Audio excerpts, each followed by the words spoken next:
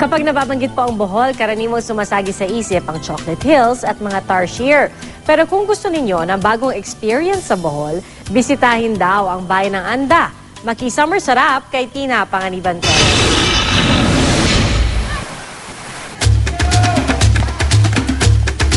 Hidden paradise daw na maituturing ang bayan ng Anda sa Bohol. May mahabang stretch ng pinong-pinong white sand. Kaya naman ang mga dumarayo sa Anda, di inda ang pagtatampisaw sa ilalim ng tirik na araw. Bukod sa boating, perfect din daw ang Anda for diving. Sa ilalim ng tubig, makakasama mo ang iba't ibang uri ng isda at halamang dagat. At kung gusto mong namnamin ang summer experience sa Anda, sa halagang 300 pesos, pwedeng mag-nature trek.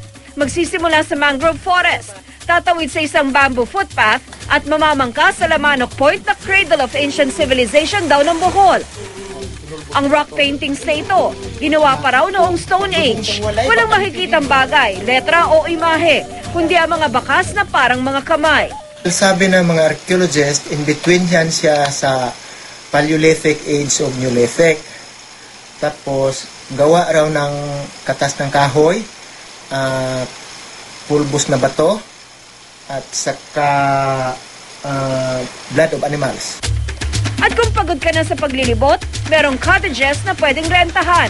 Pero ang the best, pag inabot na ng gutom, meron ding nag-offer ng lunch o dinner buffet by the beach. Tina Panganiban Perez, nakatutok, 24 oras.